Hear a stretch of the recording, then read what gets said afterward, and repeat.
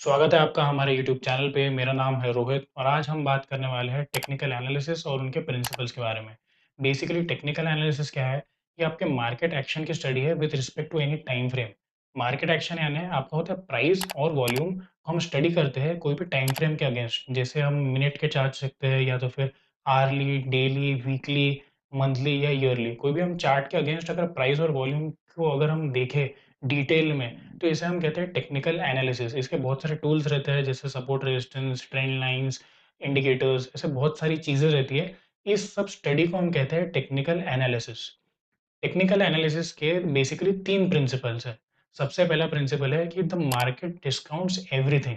इसका मतलब ये है कि हर वो फैक्टर जिसके कारण मार्केट प्राइस में मतलब या वो ऊपर या नीचे हो सकता है, हर वो फैक्टर के कारण वो फैक्टर हमेशा उसमें रिफ्लेक्ट हो चुका है ऑलरेडी।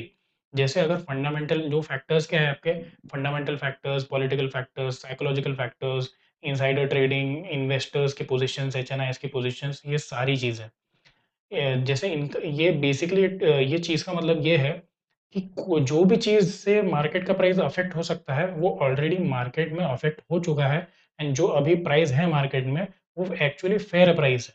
ठीक है? जैसे मैं फैक्टर्स बताता हूँ, फंडामेंटल फैक्टर्स यानी जैसे आपका मैनेजमेंट देखते हो आप, बिज़नेस का अपना मॉडल देखते हो, ऑपरेटिंग प्रॉफ़िट, नेट प्रॉफ़िट, क्या उसमें पब्लिक की होल्डिंग्स कितनी है, डेट इक्विटी रेशियोज़ क्या है, ये अपने आपके बिज़नेस की आपके मोट या तो फिर उसमें यूएसपी क्या है बिज़नेस की, ये सारी चीज़ें आपकी फंडामेंटल फैक्टर होती है। इसमें चेंजेस से प्राइस में चेंजेस होता है। सेम वैसे पॉलिटिकल फैक्टर्स, बहुत सारे बिज़नेसेस ऐसे रहते हैं जिसमें गवर्नमेंट के नॉर्म्स, एनओसीज़, उनके रेगुलेशंस मतलब गवर्नमेंट द्वारा रेगुलेटेड रहता है। ये सारी चीज़ें अगर थोड़ी बहुत चेंजेस हो गई गवर्नमेंट की तरफ से, तो इससे बिज़नेस में फ़र्क पड़ेगा। स मतलब बिज़नेस में फ़र्क पड़ेगा यानी उसके स्टॉक के प्राइस में फ़र्क पड़ेगा। तीसरा है साइकोलॉजिकल फैक्टर्स। साइकोलॉजिकल फैक्टर्स यानी मार्केट में आए गए दिन हमेशा कोई भी पर्टिकुलर स्टॉक को लेके जैसे पॉजिटिव या नेगेटिव न्यूज़ आती रहती है। तो वो सब न्यूज़ का भी जो प्राइस में फ्लक्चुएशन है, कि ऑलरेडी आपके प्राइस में ऑलरेडी वो एडजस्टेड है ऑलरेडी यानी डिस्काउंटेड है, ठीक है? आखिरी है जैसे बहुत सारे जैसे अगर हम कहें कि एचएनआई कोई तो भी एचएनआई का नाम ले लें जैसे मिस्टर राकेश झुनझुनवाला जी ने या कोई भी और बड़े-बड़े जिनका बड़ा पैसा लगा है, अगर उनका नाम एक स्टॉक से जोड़ दिया जाए, तो यूजुअली मार्केट किस तरीके से रिएक्ट करेगा? तो वो सारी चीज़ें ऑलरेडी स्टॉक मार्केट में वो चीज़ें मान के चलते हैं कि ये सब सारी चीज़ें सबको पता है और प्राइस जो है वो अभी द फेयर प्राइस चल रहा है अभी, ठीक है? टेक्निकल एनालिसिस के हिसाब से सब चीज़ें सप्लाई और डिमांड के हिसाब से चलती है। जैसे कि अगर प्राइस आपका बढ़ रहा है, इसका मतलब क्या है? प्राइस बढ़ रहा है मतलब उसकी डिमांड बढ़ रही है और डिमांड के मतलब रिलेटिवनेस में सप्लाई थोड़ी-सी कम है। इसका मतलब स्टॉक आपका फंडामेंटली बुलिश है, इसलिए प्राइस ऊपर जा रहा है। सेकंड, क्या अगर आपका प्राइस नीचे जा रहा है, इसका मतलब उसकी डिमांड कम है पर सप्लाई ज़्यादा है, तो इसका मतलब आपका स्टॉक फंडामेंटली बेयरिश है। Technical analysis is an indirect study of fundamental analysis. Technical analysis में हम ये यूजुअली देखते हैं कि प्राइस कब ऊपर जा रहा है, कब नीचे जा रहा है, कब साइडवेज़ जा रहा है और हम उस प्राइस एक्शन को पकड़ने की कोशिश करते हैं। हम ये नहीं देखते हैं कि वो प्राइस ऊपर क्यों जा रहा है, वो ऊपर क्यों जा रहा है, नीचे क्यों जा रहा है, साइडवेज़ क्यों जा रहा है, ये सब फंडामेंटल एनालिसिस का पार्ट है। सेकंड प्रिंसिपल ये है कि प्राइस हमेशा ट्रेंड में मूव करता है, price always moves in a trend. ये बहुत ही सेल्फ एक्सप्लेनेटरी पॉइंट है। मार्केट में हमेशा प्राइस ट्रेंड के हिसाब से ही चलेगा और जब तक के प्राइस कोई रिवर्सल सिग्नल्स नहीं बताता है ट्रेंड के, तब तक के ट्रेंड हम मानते हैं कि ट्रेंड अब तक के चेंज नहीं हुआ है। ट्रेंड्स 3 ही प्रकार के होते हैं, अपवर्ड ट्रेंड, डाउनवर्ड ट्रेंड और साइडवेज ट्रेंड। इसमें कुछ इलैबोरेट करने के लिए ज़्यादा नहीं है। तीसरा प्रिंसिपल ये है कि हिस्ट्री रिपीट्स इटसेल्फ। इसका मतलब है कि आज जो स्टॉक मार्केट में हो रहा है, वो ऑलरेडी इतिहास में हो चुका है और फ्यूचर में भी वो होने वाला है। ये कंटिन्यूअस लूप है, एक साइक्लिक प्रोसेस है और ये होते ही रहेंगी। देखा जाए तो हर एक चीज़ इवॉल्व होती है। आपका इंफ्रास्ट्रक्चर इवॉल्व होगा, ऑटोमोबाइल सेक्टर इवॉल्व होगा, एफएमसीजी इन्वॉल्व होगा, सारी चीज़ें इवॉल्व होते रहेंगी विद टाइम। बट कुछ चीज़ें ऐसी रहती है जो कि समय के साथ सेम रहने वाली है, जैसे कि human emotions and human psychology.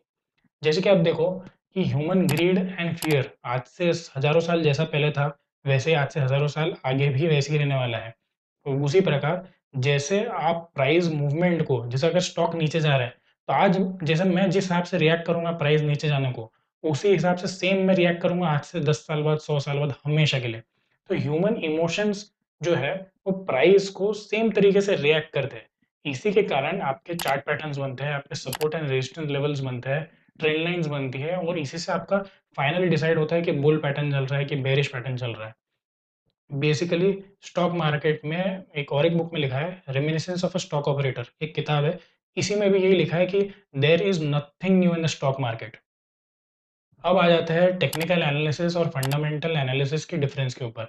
Technical analysis जैसे वीडियो वीडियो के स्टार्टिंग में बताया आपको कि ये एक प्राइस एक्शन मतलब प्राइस और वॉल्यूम का विद रिस्पेक्ट टू हम टाइम फ्रेम को स्टडी को हम टेक्निकल एनालिसिस कहते हैं।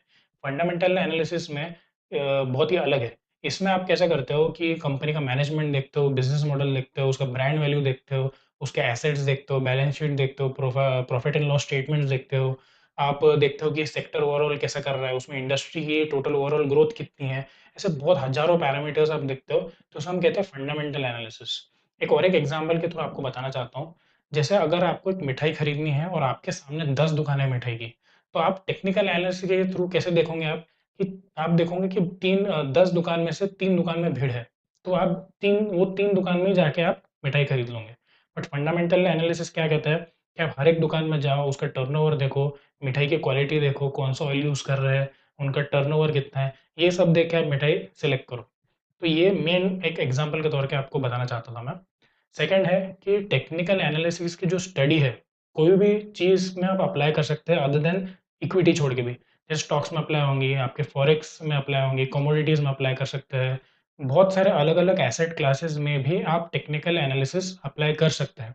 कोई भी चीज़ जो कि जैसे आपको बताया जिसमें मार्केट एक्शन हो, जैसे price volume with respect to time अगर आप उसको प्लॉट कर सकते हैं, तो आप उसमें टेक्निकल एनालिसिस लगा सकते हो। जबकि फंडामेंटल एनालिसिस में ऐसा बिल्कुल भी नहीं है। उसमें क्या करना पड़ता है जैसे कि आप अगर एक टायर का स्टॉक आपको खरीदना है, तो आप क्या करोगे? टायर के कॉम्पिटिटर्स को स्टडी करोगे, उसकी इंडस्ट्री को स्टडी करोगे, रॉ मटेरियल्स के बारे में जानकारी निकालोगे और कार्स का टोटल सेल कितना हो रहा है, इंडिया में कितनी कार्स बिकती है, यूएसए में कितनी कार्स है।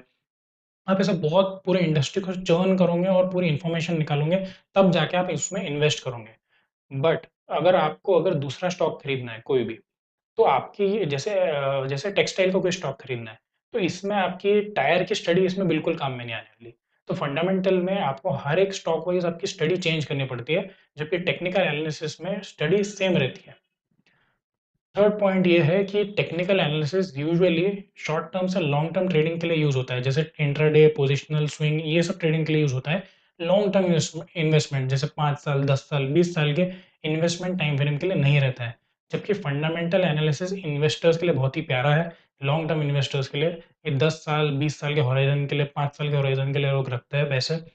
और बेसिकली वॉरेन बफेट भी ये कहते हैं कि फंडामेंटली अच्छी कंपनी को अगर लोअर प्राइस पे मिलती है, तो उसे खरीद लेना चाहिए और तब तक के उसको नहीं बेचना चाहिए जब तक कि कंपनी के फंडामेंटल्स या आपके खरीदने का रीज़न उसमें ना रह जाए। तो टेक्निकल एनालिसिस और उसके प्रिंसिपल्स के बारे में बस इतना ही। अगर आपको लगता है कि मेरे वीडियो से आपके नॉलेज में थोड़ा-सा भी वैल्यू एडिशन हुआ है, तो प्लीज़ वीडियो को लाइक कीजिए और कमेंट करके बताइए कि आपको क्या अच्छा लगा और क्या नहीं। और तब तक के मिलते हैं अगले वीडियो में। तब तक के लिए लर्न, ट्रेड एंड इन्वेस्ट।